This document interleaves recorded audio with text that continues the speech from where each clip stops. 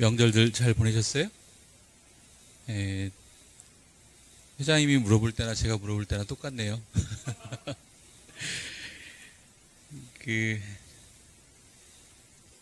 저는 안암교당에 좀 적응 좀 해보겠다고 계속 교당에 있었어요. 그리고 이렇게 어디 자리를 이동해 가지고 함부로 나다니면 안 된다라 그래서 가만히 안암교당에 이렇게 있었습니다. 그래서 우리 청년들 사진도 한 번씩 다시 훑어보고, 그리고 우리 교도님들 사진도 한 번씩 다시 훑어보면서 어떻게 안암교당을 앞으로 함께 하고 함께 공부하고 나아갈 것인가에 대한 고민하는 시간들을 좀 가졌고요. 그러면서 그동안 이제 저희들이 오랜 동안 교당을 이렇게 관리를 해왔는데, 그러다 보니까 교당이 이곳저곳 조금 이제 오래되면 조금씩 고칠 때가 생기잖아요. 사람도 그러는 것처럼. 그래서 고칠 곳이 뭐가 있는가 이렇게 한 번씩 둘러보기도 하고 그런 시간을 가졌습니다. 그리고 명절을 끝나고 돌아왔더니 우리 이제 성현교무님도 오시고 한 일주일간은 그 남자들 5명이서 막 득식을 거리면서 좀 살아야 될 것 같아요. 그러니까 그 혹시라도 교당에 뭐 좀 도움이 필요하신다든가 뭐 힘쓸 일이 필요하신다든가 그러면 언제든지 요청을 해주십시오. 그러면 든든한 남자 우리 예비교무님들도 많이 있으니까 도움을 드릴 겁니다. 먼저 오늘 이초현 교우님이 일기 발표를 해주셨죠. 며칠 전에 제가 그 내용을 좀 받고 이렇게 훑어봤어요.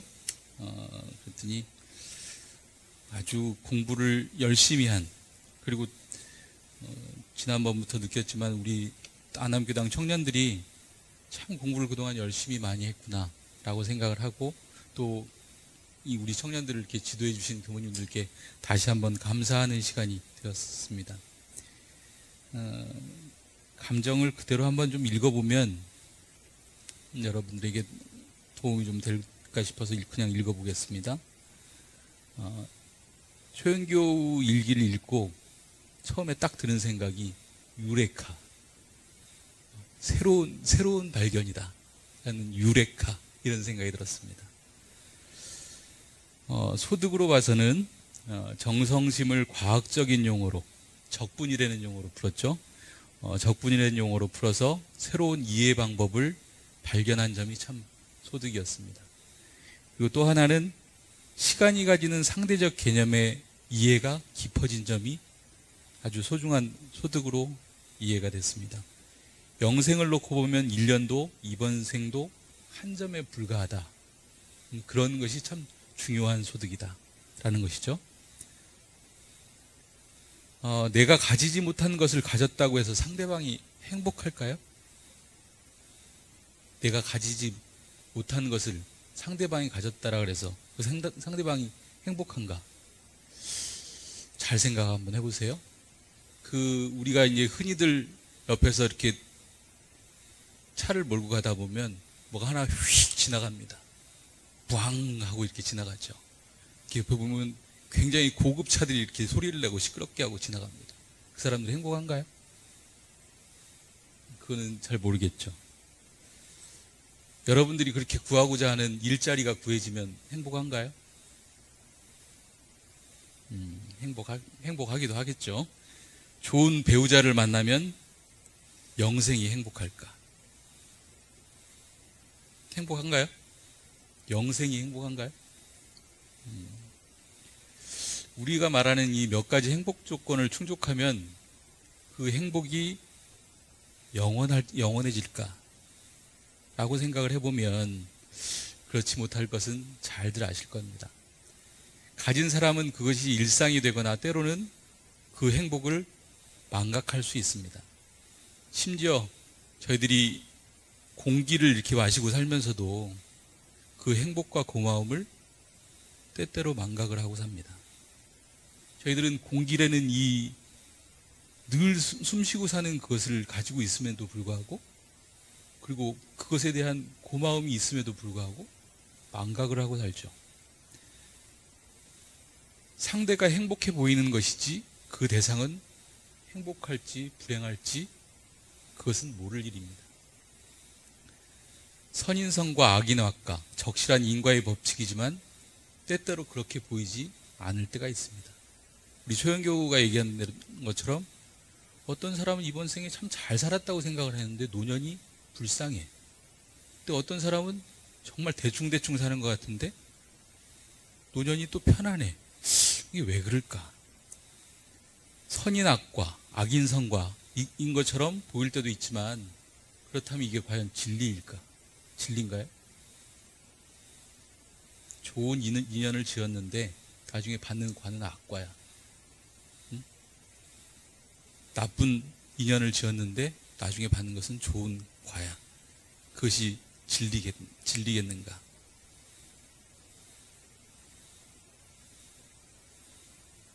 콩 심은 데는 뭐가 나야 되죠? 콩이 나야 되죠. 콩 심은 데 팥이 나면 그게 진리인가요? 선한 인연을 지었으면 선한 과가 나오는 것이 진리입니다. 진리의 속성 중 인과의 원칙은 변함이 없는 모습이라 우리가 믿음을 가지라고 얘기를 하는 겁니다.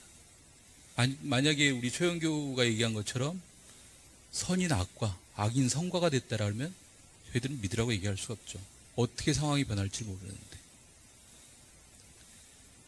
다만 제가 얼마 전에 아침에 우리 이제 그 교당에 이렇게 근무하는 교무님하고 우리 우진 간사하고 얘기를 하다가 상추 씨를 봄에 이렇게 뿌리면 그것이 똑같은 시기에 나겠느냐, 똑같은 시기에 움을 틔우고 똑같은 시기에 싹을 피워서 우리한테 상추로 이렇게 똑같은 시기에 나오겠느냐 라고 물어봤어요.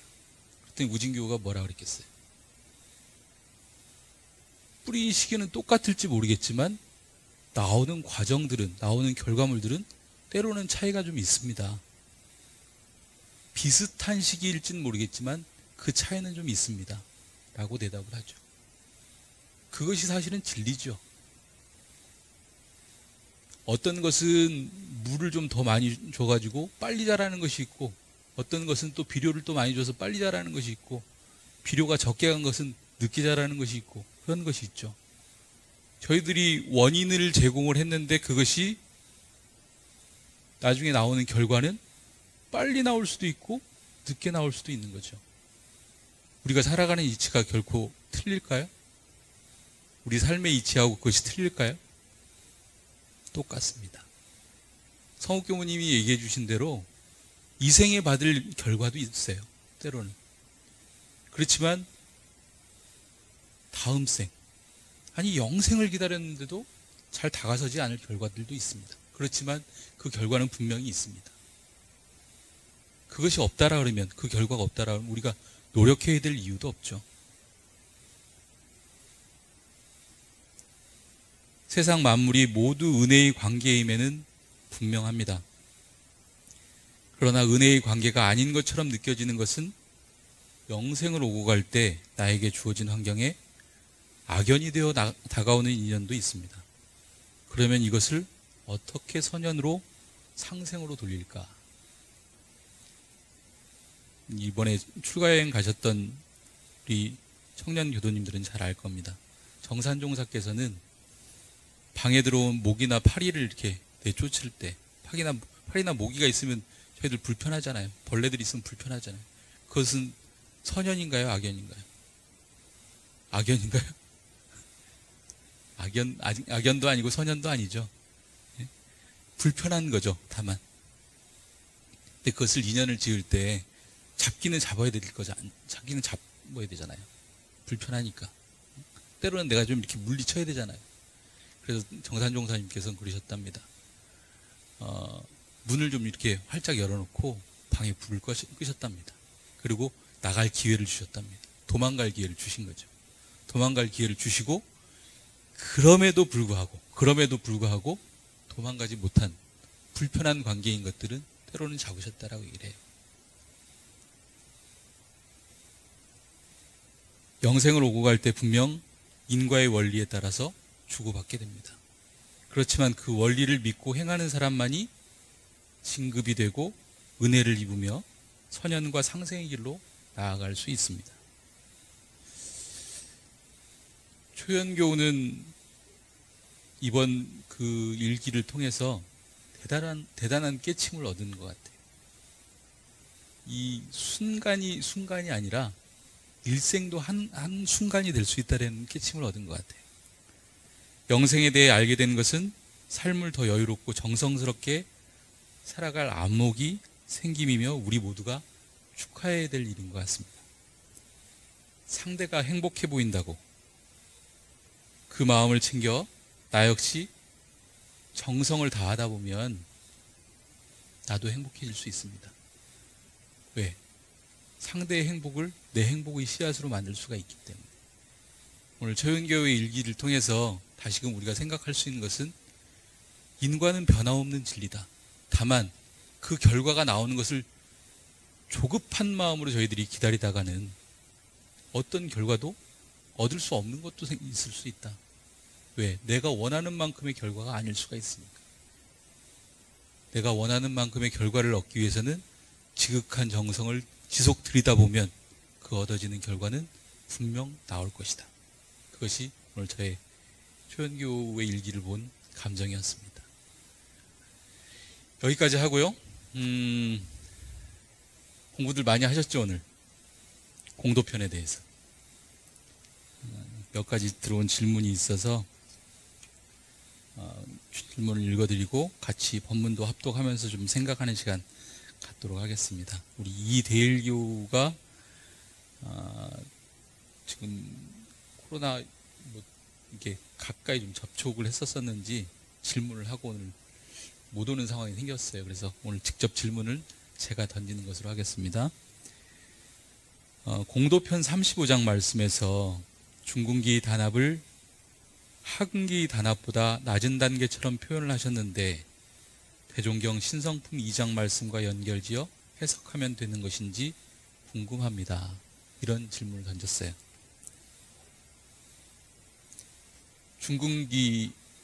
중군기가 하근기보다 낮은 단계인가요? 하근기가 중군기보다 낮은 단계인가요? 낮은 단계는 아니죠.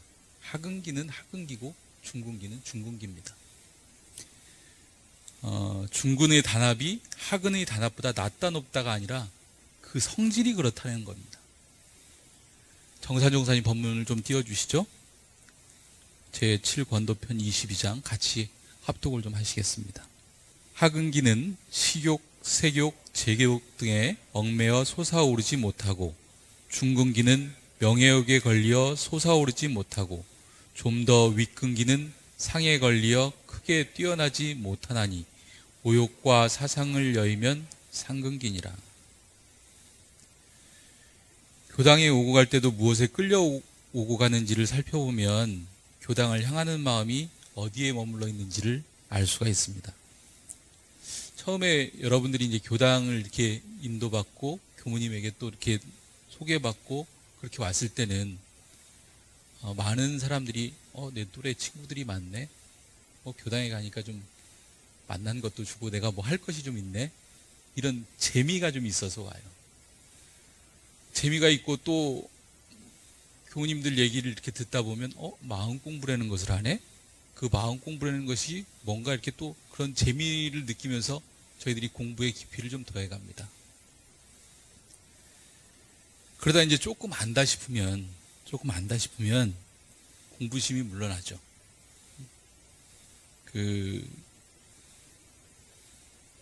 꼭 노력을 안 해도 하지 않고도 이제 아는 것만으로도 교당에 오고 갈 때가 이제 있게 되는데, 그건 이제 욕속심이 치성을 해지면 교당이 이제 조금씩 멀어집니다. 내가 조금 안다. 내가 조금 이것은 가지고 있다. 내가 이 정도는 내가 좀 한다. 이런 마음들이 내가 좀 안다라는 그런 착에 빠지면 때로는 교당이 조금씩 이렇게 멀어지기도 해요. 뭐 거기 가도 뭐 그만, 안 가도 그만, 뭐 이런 정도라고 생각을 하니까. 그렇지만 이제 상근기로 나아가는 사람은 짧은 시간이라도 이런 핑계를 대지를 않습니다. 그 내가 그 착에 걸렸다라는 것을 아는 순간 이런 핑계 대지 않고 그냥 계속 공부하는 거죠. 저는 그런 모습들을 뭐 이제 이름을 거론해서 미안하긴 하지만 아무튼 잘하고 있으니까 하는 얘기예요. 우리 해지교를 오늘 이제 오전에 단장중앙 모임을 통해서 이렇게 일기 발표하는 내용들을 가만 들어보면 일기가 굉장히 집약적이에요. 집약적이면서도 일기를 참 요령 있게 잘 씁니다. 정말 딱 내가 뭐에 걸려 있었고 뭘 내가 지금 해야 된다, 뭘 내가 지금 공부하고 있다, 이 내용을 명확하게 알고 있더라고요. 근데 그것을 잘 기재를 해요. 이것은 중근기를 넘어서 얼른 상근기로 올라갈 수 있는, 그렇게 공부하면 돼. 어? 아, 이거는 내가 아는데 내가 이건 조금 밀어놨다가 해도 돼, 이런 것이 아니라 그냥 내가 아니까 해도 돼, 내가 아니까 그냥 하는 거야, 이런 마음으로 그냥 공부를 하더라고요. 이런 사람들은 금방 상근기로 가는 거예요.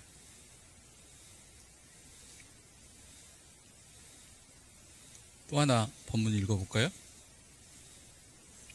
부촉품 6장 말씀 좀 올려주시죠. 아니면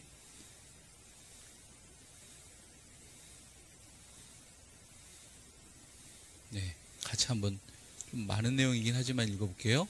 대종사 말씀하시기를 그대들이 나를 따라 처음 발심한 그대로 꾸준히 전진하여 간다면 성공 못할 사람이 없으리라. 만일 그러지 못한다면 이는 장차 제 자신을 그르치는 동시에 교단에도 큰 화근이 될 것이니 크게 분발하여 이 지경을 넘는 공부에 전력을 다할지어다. 이 중군을 쉽게 벗어나는 방법은 법 있는 스승에게 마음을 가림없이 바치는 동시에 옛 서원을 자주 반조하고 중군의 말로가 위태함을 자주 반성하는 것이니 그대들이 이 지경만 벗어나고 보면 불지에 다름질하는 것이 비행기 탄 격이라. 여러분이 학교 생활을 할 때나 사회 생활을 할 때도 별반 다를 것이 없을 것 같아요. 신입생 때나 신입사원 때 이렇게 가만히 생각을 해보면, 신입생 때는 뭘 이렇게 가르쳐 준다 그러면 얼른 쫓아다니죠. 신입생 때도 그러죠. 막 시작할 때는 그런 마음들이 막 납니다. 근데 이것이 회사에 좀 적응이 되고 학교에 좀 적응이 되면 어느 순간에 땡땡이를 치고 어느 순간에 내가 이것을 도망갈지를 다 알게 되죠. 오늘은 좀 빠져도 돼, 스스로 이렇게 결정을 하죠. 그러다가 이제 마침 도망간 날이, 땡땡이를 친 날이 시험에 나오는 내용들이 나오는 날이고, 마침 회식을 참석하라 그랬는데 아이고 무슨 회식이야, 빠진 자리가 사장님이 참석한 자리고, 이럴 때들이 있어요. 그러니까 중구는 항상 그런 갈등 상황에서 살아가요. 갈등 상황에서. 근데 그 결과들을 어떨 때는 물론 생각한 대로 이렇게 결과도 나오기도 하지만 때로는 이렇게 결과들이 옳지가 않은 때가 있어요. 근데 그런 마음들이 뭉쳐지면 처음에 내가 초심을 잃고 열심히 배워야지, 이 생각들이 자꾸 사라진단 말이죠. 그럼 기운이 자꾸 흩어져요. 처음에는 그 신입생 때는, 우리가 처음에 교당 왔을 때는 우리가 뭐든지 이렇게 잘해봐야 돼, 열심히 공부해봐야 돼, 이런 생각들을 갖다가도 나중에 조금 마음이 이제 내가 좀 아는 것이 있다라면 이때 법회는 좀 빠져도 되지, 응? 이때 모임에서는 좀 내가 빠져도 되지, 이런 마음들이 난단 말이에요.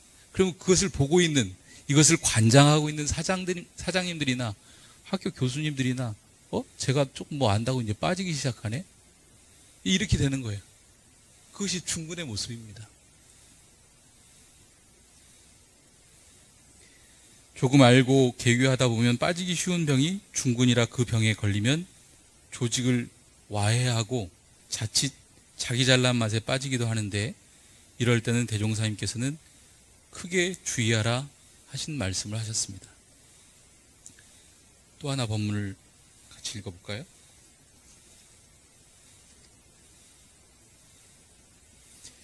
그래서 대종사님께서는 그 중군의 말로는 항상 그렇게 위태롭다. 이제 우리 데일교가 물어본 것처럼 낮은 단계는 아니다. 다만 그 중군들이 만나지는 그 자리는 하근보다는 결속력이 좀 떨어질 수는 있다. 그렇지만 그것이 낮은 단계는 아니고 다만 그 조직을 와해하고 그 조직을 분산시키고 그럴 수 있는 여지는 있다. 그러니까 하근하고 중군하고의 어떤 단계를 낮은 단계, 높은 단계로 이해를 할 것이 아니라 내가 중군병에 있으면 내가 소속되어 있는 가족들이나 내가 소속되어 있는 사회나 내가 소속되어 있는 회사나 내가 소속되어 있는 우리 학교나 이런 부분들이 위태로워질 수 있다. 그것을 아셔야 될 거라는 거죠. 그것이 우리가 사회생활을 하나 학교 생활을 하나 중군병에 걸리면 걸릴 수 있는 우리들의 모습입니다.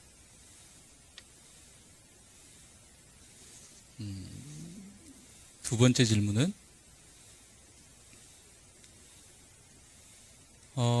공도편 41장에 대한 질문을 해주셨어요. 전무 출신 집단은 아니지만 어떤 집단이 공동생활을 할 때 과오가 있는 동지에게 충고를 함에 있어서 어려움을 겪은 적이 한두 번이 아니고 과오가 있어도 그냥 모른 채 넘어가던 적이 다반사인데 혹시 교무님께서는 이런 일에 대해 어떤 방법을 사용하셨는지. 여러분들은 어떻게 하세요? 과오가 있는 내 옆에 동지가 있는데 잘못한 게 보여. 잘못한 게 보이는데 충고를 해도 말을 안 들어요. 그럴 때 어떻게 하면 좋겠어요? 잘못을 할 때마다 계속 얘기를 해줘요. 잘못을 할 때마다. 예. 또 그런 내 주변의 친구들이 나랑 정말 잘 지내야 되는데 이 친구가 이 조직에서 문제가 생겼어. 문제가 생겨갖고 이 친구가 잘못한 걸 아는데 좀 고쳐줬으면 좋겠어. 근데 그때 충고를 어떻게 할까? 어떻게 해야 될까? 근데 말은 안 들어. 충고를 해도 말을 안 들어요. 어떻게 해야 될까?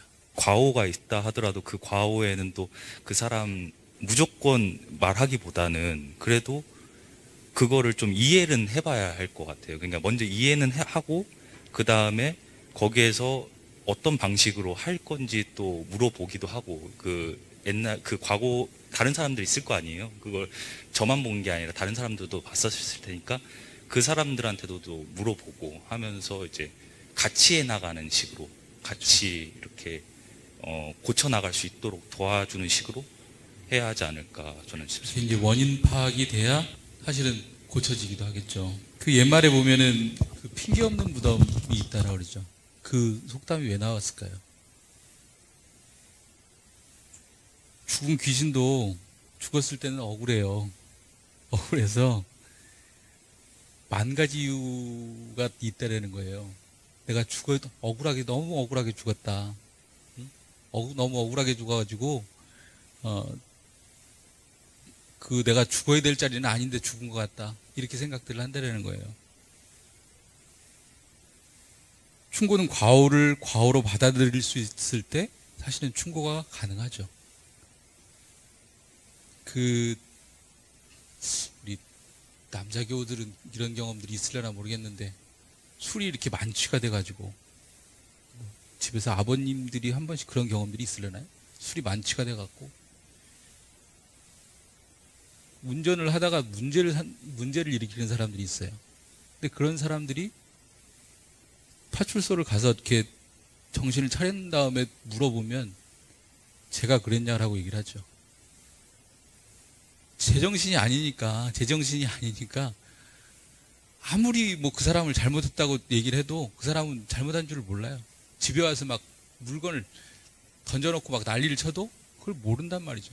제정신이 아니니까. 충고를 받을 만한 준비가 안 돼 있어요. 내가 내 잘못을 알아차릴 만한 준비가 안 돼 있단 말이죠.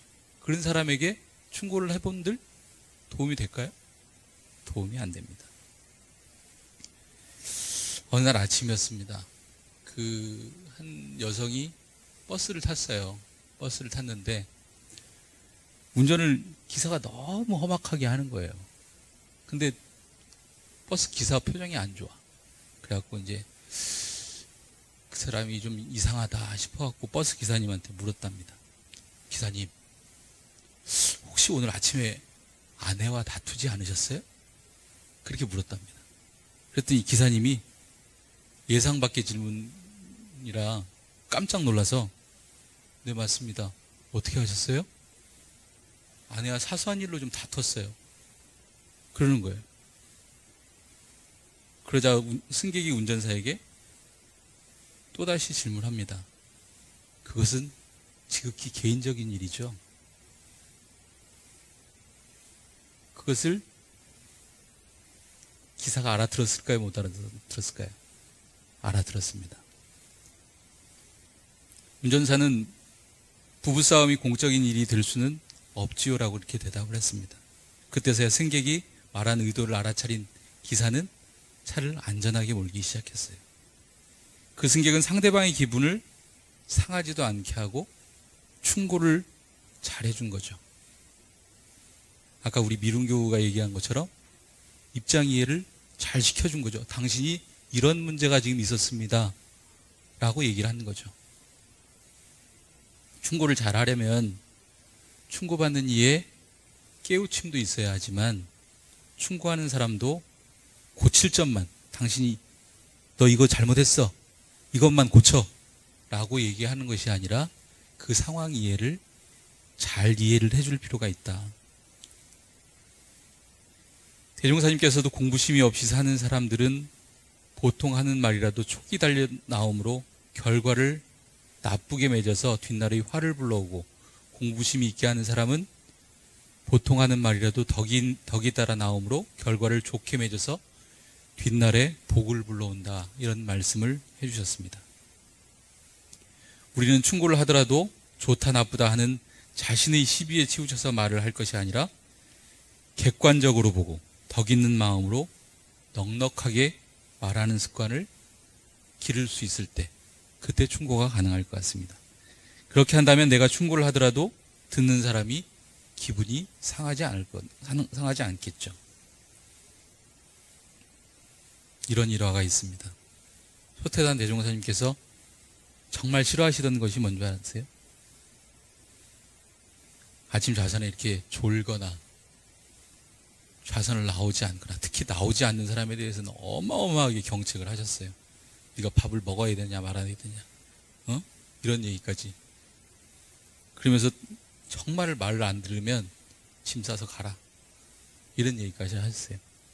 제가 학교 다닐 때만 해도, 물론 이제 요즘에 우리 성현교무님 다닐 때는 어쩌는지 모르겠는데, 제가 학교 다닐 때마다 아침에 좌선을 좀 빠지면 예전에 어른들이 그러셨다, 너 짐 싸서 가라, 이렇게까지 저희들은 지도를 받았었어요. 그래서 이제 대종사님께서 하루는 그렇게 좌선을 안 나오는 사람들이 있으니까 정말 노발대발 화가 나신 거예요. 노발대발 화가 나셔서 너 짐 싸서 가. 너는 도저히 안 되겠으니까 이제 짐 싸서 가. 이것을 정산종사님께서 옆에서 지켜보고 계시다가 가서 대종사님께 빨리 가서 빌어라. 빨리 가서 대종사님께 빌어라. 그렇게 얘기를 하는 거예요. 근데 그 사람이 이제 정말 잘못해가지고 빌기도 좀 뭐하고 그러면 정산종사님 이렇게 손을 잡고 이제 가시는 거예요. 가셔가지고 저희들이 함께 잘못했으니까 용서해 주십시오 라고 얘기를 하시는 거예요. 그렇게 용서를 구하면 대종사님께서 이제 못 이긴 척 그러시죠. 너는 이번에 정산이 그래서 내가 용서한다. 이번 한 번만 더 용서를 할 테니까 너는 열심히 공부를 해라. 이렇게 말씀을 하시죠. 그렇게 지도를 받으시면서 이제 공부를 하시던 대종사께서 돌아가시고 정산종사께서 종법사 위에 오르셨어요. 정말 말을 안 듣는 제자들이 있으니까 또 옆에 또 다른 제자가 그래도 나는 좀 말을 잘 듣는다 싶어서 이제 가서 말씀을 드리는 거예요. 정산종사님, 정산종법사님, 당신도 좀 화를 내셔라. 화를 내셔가지고 이 사람들은 좀 경책을 해라. 이 말씀을 하시는 거예요. 그럴 때 정산종사께서는 뭐라고 얘기를 하셨냐? 나도 화를 낼 수 있다. 그렇지만 그 뒤를 봐줄 수 있는 사람이 있어야 된다. 충고를 하더라도 나는 막 뭐라고 할 수가 있어요. 근데 그 충고를 받고 상처받은 사람이 뭔가 이렇게 또다시 위로받을 수 있는 누군가가 있어야 돼요. 그렇지 않으면 이 충고를 해준들 그 사람은 상처만 되고 더 이상의 진전은 없습니다. 그러니까 이 성현들의 이 신법이라는 것은 이루 말할 수 없는 것이죠. 그렇게 충고를 하더라도 늘 모든 것을 살펴서 함께 충고를 해주고 이 사람이 진급될 수 있는 방향으로 이렇게 이끌어주고자 하신 그 모습은 우리가 한 번쯤은 다시 생각을 해야 될 것 같아요. 충고를 하더라도 우리가 어떻게 충고를 해야 될 것인가.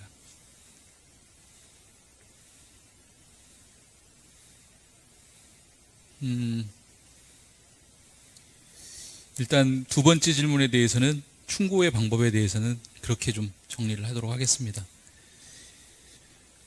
이제는 우리 경주교우가 이제 질문을 해왔는데 고민이 많이 되겠어요. 주인연들을 좀 교화를 하려고 그러는데 교화가 잘 안 되니까 직접 읽어보실래요? 질문 혹시 올라와 있는가요? 안 올라와 있으면 제가 읽을게요. 네, 읽어보시죠. 첫 번째 질문입니다. 네, 첫 번째 질문은 48장이나 50장에서 자신의 수행으로 자연 중 권도가 되게 하라고 해서 전 그 법대로 남 잘 살고 있으니까 내 주변 사람도 이렇게 잘 살고 있는 날 보고 오지 않을까라고 생각을 했었는데 잘 안 오는 것 같다 이런 생각이 들어서 어떻게 하면 교화를 잘 할 수 있을지 참 고민이 많이 됩니다.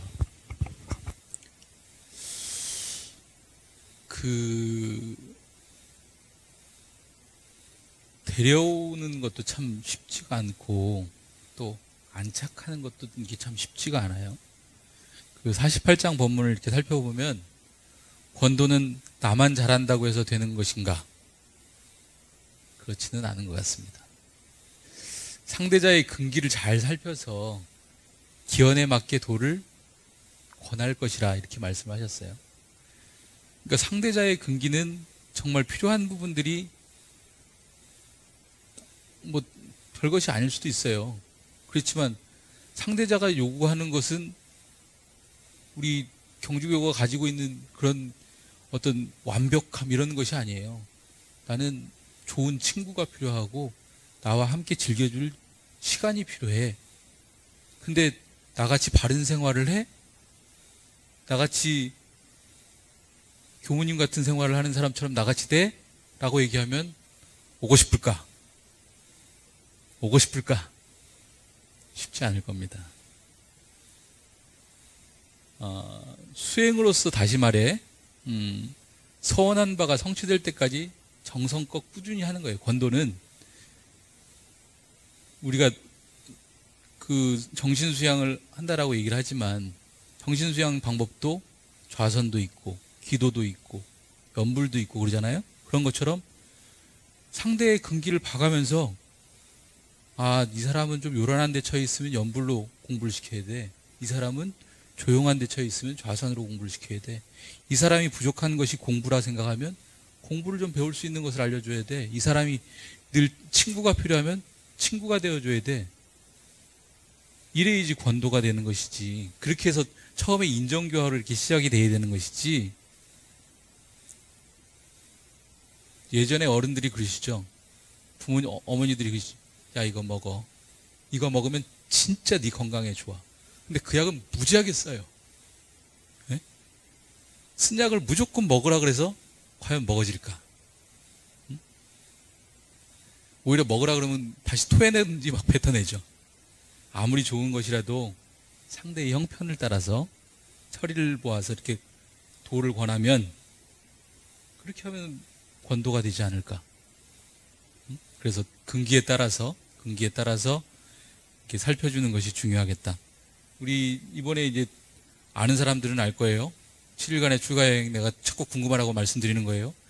지리산 천왕봉을 말로 표현해 본들 어찌 알겠어요.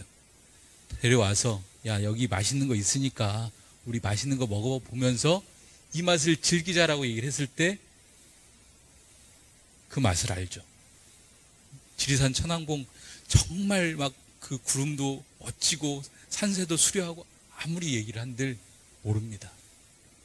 그 사람이 알만한 눈높이에서 얘기를 해줘야 그 지리산 천왕봉이 정말 멋지고 수려한지를 알 수 있을 겁니다. 네. 거기까지 하고요.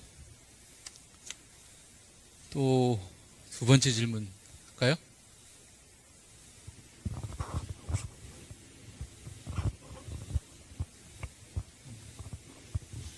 네. 두 번째는 가족 교화를 좀 하고 싶은데 잘 안 되는 것 같아가지고 어떻게 해야 될지. 사실 그 중에서 특히 동생을 교당에 데려오고 싶은데 제가 어릴 때 입교도 했었고 커가면서 학교를 다니느라 좀 자연스럽게 안 나오게 된 터라서 약간 동생이 원한다는 걸 해준다거나 이렇게 동생이 듣고 싶은 말을 한다거나 하는 식으로 해서 해야 될지 약간 그런 고민이 있습니다. 동생 데리고 오고 싶은데 어떻게 하셔야 될래? 어떻게 하셔야 될까요? 네? 도영교님 어떻게 해야 되죠? 동생이 없어서 못 데려와요 뭐 이런 건 아니죠?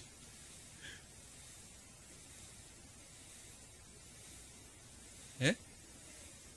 동생을 기분 좋게 해줘야 되고 우리 혜영이 교우님 오늘 기분 좋게 해줘야 되고 네, 우리 또 누가 좀 대답을 해 주실래요? 우리 치영 우리 기획총무부장님 기획적으로 어떻게 하면 데려올 수 있을까? 기획적으로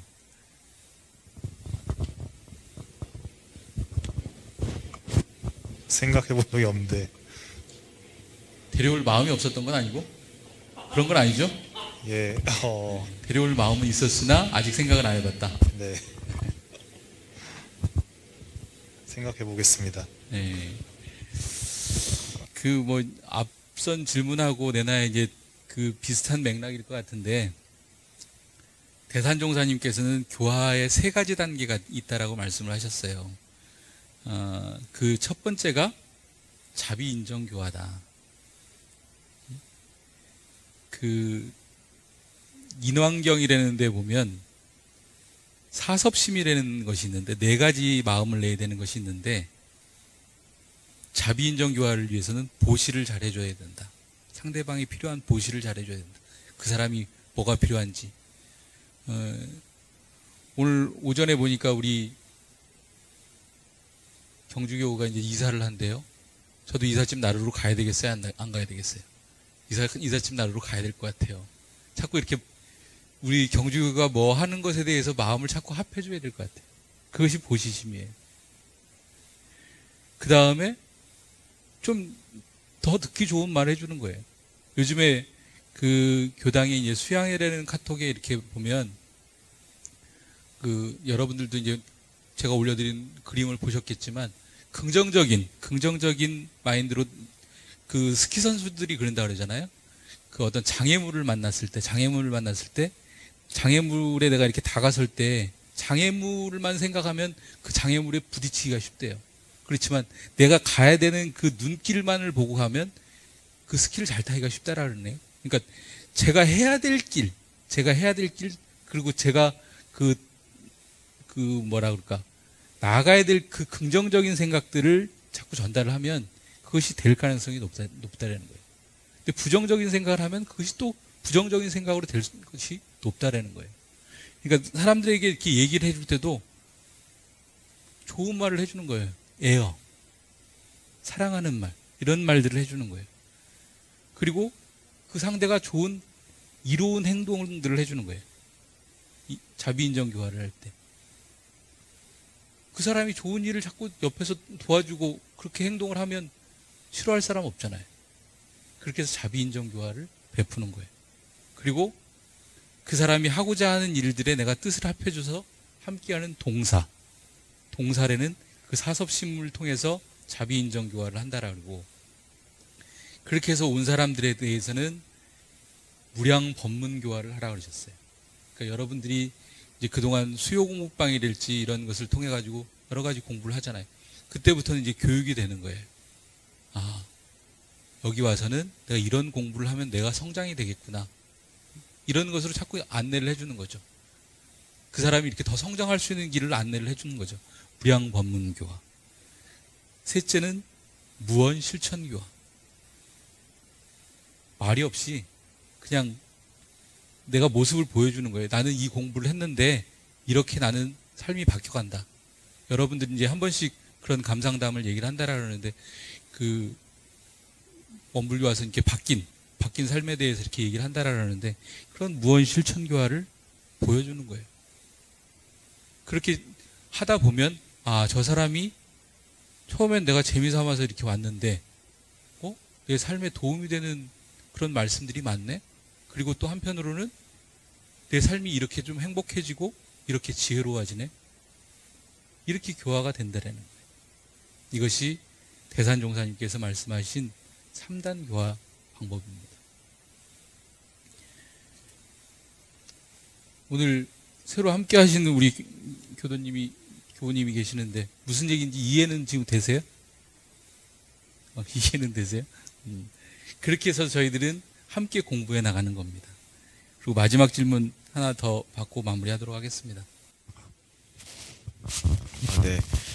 공도편 49장을 읽다 보면 거기에 이제 신심이 확실히 설 때까지 자주 보살펴 줘야 참 제도를 받게 되나니 제도를 받도록까지 꾸준히 공을 들여 참다운 연원이 되어야 할 것이다. 이런 말씀을 해주셨는데 그러면 어느 지경에 되어야 그 사람이 신심이 확실히 섰다고 볼 수 있을지 약간 그런 게 궁금해서 이 질문을 드렸습니다.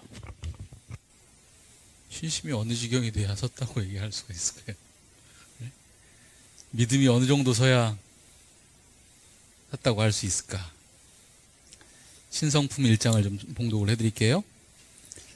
대종사 말씀하시기를 스승이 제자를 만남에 먼저 그의 신성을 보나니 공부인이 독실한 신심이 있으면 그 법이 건네고 공을 이룰 것이요 신심이 없으면 그 법이 건네지 못하고 공을 이루지 못하나니라.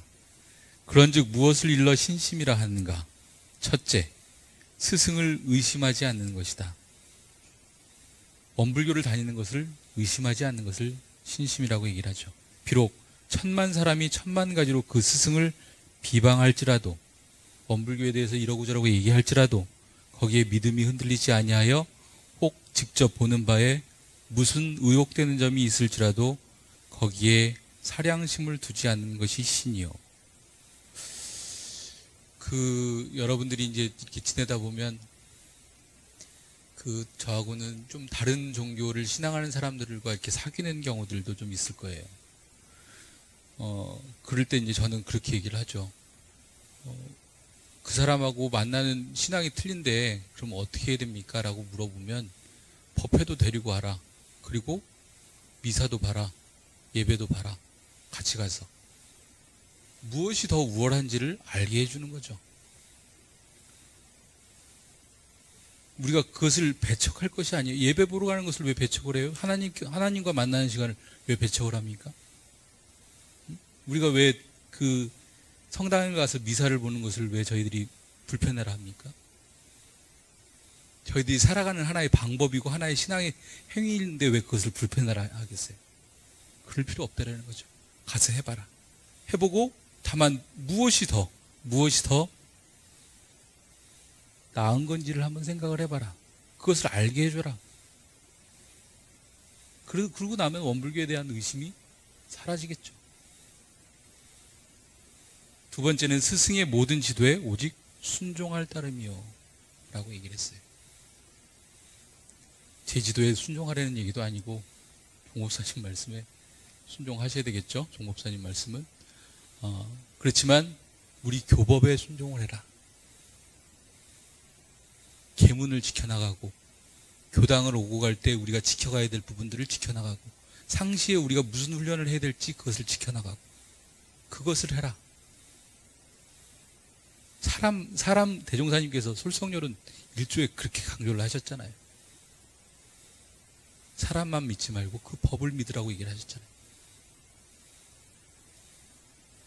때로는 여러분들이 생각하는 그 신심이라는 것은, 스승이라는 것은, 정말 내가 믿고 의지할 만한 그분이 지도하는 것은 오직 순종을 하셔야죠. 그것에 대한 책임은 누가 지느냐? 그 스승께서 지시는 거예요. 그러니까 순종하라고 그러는 것이죠. 우리가 못 믿겠는데, 교수님 강의를 듣다가 못 믿겠는데 들을 수 없죠. 불편해지죠. 믿으니까 들어지는 거죠. 그분의 말씀이 맞다라고 생각을 하니까 들어지는 거죠. 스승이 뭐든 지도에 오직 순종하라. 그리고 세 번째, 스승이 혹 과도한 엄교중책을 하며 혹 대중의 앞에 허물을 드러내며 혹 힘에 과한 고역을 시키는 등 어떠한 방법으로 대하더라도 다 달게 받고 조금도 불평이 없는 것이 믿음이다. 신이라고 얘기를 했어요.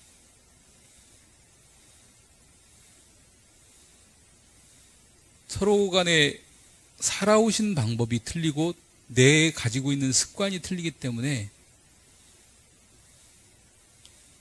스승님이 가지고 있는 그 법을 가지고 저를 지도하시는데 때로는 엄하게 혼도 내시기도 하고 또 대중 앞에서 정말 창피도 주시기도 하고 그러지만 그런 부분들을 다 달게 받아서 오로지 바쳐라. 그것이 믿음이다. 그것이 신심이다. 라고 말씀을 해주셨어요. 스승이라고 얘기를 하면, 우리가 스승이라고 얘기를 하면 그 법을 오롯이 받들고 믿어가는 그분을 스승으로 저희들이 모시겠죠. 그분이 엄교중책을 하는데 왜 저런 사람이 나한테 뭐라 그래? 그래서는 안 된다는 거죠. 마지막으로 스승의 앞에서는 자기의 허물을 도무지 숨기거나 속이지 아니하고 사실로 직고를 해야 된다. 제가 모르면 모릅니다. 오늘 제가 그랬어요. 단장중앙 모임을 하면서 부모님 오늘 뭐 어떻게 진행을 하실 거예요? 난 모르면 모른다라고 얘기할 거다. 난 여러분들이 스승이에요. 여러분들이 아는 만큼, 여러분들에게 전달할 수 있는 만큼, 여러분들과 함께 공부할 수 있는 만큼이 저의 전부입니다. 그것을 제가 조금이라도 간교하게 조금 뭘 아는 척을 한다. 그것은 여러분들이 정말 잘 알 거예요. 아, 저 사람이 엉뚱한 얘기하고 있구나. 모르는 얘기하고 있구나. 정말 잘 알 거예요. 왜? 여러분들이 그동안 들은 것도 있고, 여러분들이 그동안 행해본 바도 있고, 저랑 물론 차이가 몇 년 난다라고 얘기를 하지만 여러분들이 살아온 세월들이 있는데 제가 살아가는 모습이 틀린지 옳은지 모르겠어요? 다 알죠. 근데 거기에 제가 거짓을 여러분들한테 말씀을 드리고 옳지 않은 얘기를 말씀을 드리면 여러분들이 믿겠어요? 인과를 얘기를 안 하고 다른 것을 얘기를 하면 여러분들이 믿겠냐고. 안 믿는단 말이죠. 사실로 짓고 하는 거. 내 스스로를 낱낱이 다 드러내고 사실로 짓고 할 때 그 스승과 직접 만나지는 신심이 생길 수 있습니다. 여러분들 이 네 가지를 지켜나갈 때 그리고 이 네 가지가 뿌리가 탁 내렸을 때 아, 저 사람은 그냥 내가 데리고 왔지만 그냥 머물게 믿고 맡겨도 돼. 이렇게 얘기할 수 있는 사람이 될 수 있다는 거죠. 신심은 그런 정도가 되어졌을 때 신심의 뿌리를 내렸다라고 얘기를 합니다. 어렵죠. 하지만 그러니까 끝까지 또 챙겨야 되는 겁니다. 아까 수행하는 마음으로 챙기라고 얘기했죠. 그것이 나는 인연이 되었지만 내가 머물 것까지 안내를 했으면 됐지 라고 생각을 할지 모르겠지만 안내를 한 것이 아니라 이 뿌리가 딱 내려졌을 때 이 사람은 정말 성불제 중의 서원들을 내가 부처가 되고 중생을 제도하겠다는 그 서원들을 이루어갈 수 있는 것이지 그렇지 않고 그냥 안내했으니까 이 정도면 되겠지 라고 생각하는 것은 내 스스로도 인연을 잘못 걸어주는 것이고 끝까지 책임질 수 있을 때 그리고 그 믿음이 만약에 여러분들이 그렇게 인연을 못 걸어준다라면 자꾸 교무님에게, 나보다 더 나은 공부인에게 자꾸 인연을 걸어주세요. 그러다 보면 이 믿음이 더 굳건해질 수 있습니다. 자, 오늘 여기까지 일단 우선 얘기는 하고요. 혹시 현장 질문 있으면 말씀을 드릴게요. 공도편을 봉독을 하시면서 느껴지신 생각, 감상, 질문거리. 여러분들 39장 한번 펼쳐보실래요? 공도편 39장. 제가 이번 공도편을 읽다가 마음에 탁 걸린 것이 있어서 제가 이제 여러분들께 질문을 합니다. 봉독해보겠습니다. 말씀하시기를 어떠한 일이 대의에 크게 어긋나거나 큰 손해 날 일이 아니거든 지나치게 상대적으로 처사하지 말라. 작은 일에 불화하여 상대가 되면 큰 일에 큰 손해를 보는 수가 있나니라. 또 말씀하시기를 져서 큰 손해는 없을 터이니 대의를 조차 2, 3할만 이기라. 대의는 이길 능력이 있으면서도 져주고 소위는 이길 능력이 없으면서도 이기려 드나니라. 제가 여기 마음에 딱 둔 부분이 뭐냐면 2, 3할이에요. 2, 3할. 2, 3할.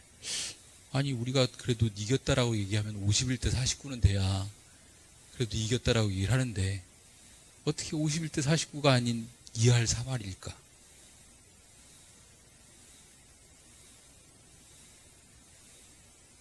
이게 저한테 딱 걸렸었어요.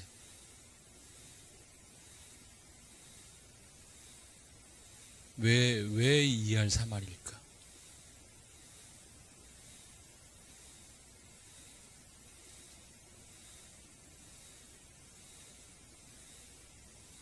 왜 그럴까요? 뭔가 번뜩 하나 생각나는 것이 있죠. 상대가 이겼다. 눈치를 못 채게 2할 3할만 이겨버려라. 조금 약간 속상하려고 그러네 갑자기. 그 여기 말씀에 보면 저희들이 이제 살아가는 하나의 방법이고 지표가 될 것 같아요. 대의를 쫓아, 이 말씀이 앞에 있잖아요. 대의를 쫓아. 우리가 정말 큰 일에는 정말 나의 생사 문제나 어떤 내 신앙을 크게 어그러뜨리는 일이나 내 삶에 그냥 큰 문제가 될 때에는 51이 돼야 되지만 그렇지 않고 생사 문제나 그런 문제가 아닐 경우에는 그냥 적당히 져주는 것도 내가 이기는 것이다. 그것이 오히려 더 큰 대의를 내가 받아올 수 있는 것이다. 우리가 흔히 이렇게 공을 위한다라고 얘기를 하지만 사실은 개인적인 사사로운 이익들을 많이 쫓아가죠. 사사로운 이익들을 많이 쫓아가는데 그것을 가만히 마음을 이렇게 비추어 보면 사사로운 마음을 쫓아가다 보면 결국은 큰 것을 놓치게 돼요. 100m 달리기를 할 때 이렇게 고개를 숙이고 달리는 사람이 있어요? 다 앞에를 보고 달리죠. 끝 지점을 보고 달리죠. 그렇게 달려야 100m를 달릴 수가 있어요. 앞만 보고 뛰잖아요? 진짜 뛰어보세요. 바로 넘어집니다. 좀 뛰다 보면 바로 넘어집니다. 조금 가면 숨차요. 그것이 바로 앞만 보고 달리다 보면 나의 소소한 이익들을 찾아서 가다 보면 결국은 내가 많은 것을 얻을 것 같아도 딱 그만큼밖에 못 얻어요. 100m를 달릴 때 저 끝을 보고 달려야 그 100m를 완주를 할 수가 있습니다. 그런 것처럼 여러분들이 살아갈 때 다 만족스러울 수 없죠. 때로는 한 2, 3할만 만족스러우면 크게 그 부분에 대해서 어그러지지만 않으면 손해보는 것처럼 하면서도 내가 이익을 누릴 수 있다라는 것입니다. 그렇게 하고 혹시 뭐 궁금한 것이 더 있으면 개인적으로나 아니면 뭐 카톡으로나 이렇게 질문을 주시면 같이 또 문답하면서 공부하셨으면 좋겠습니다. 이상 마치겠습니다.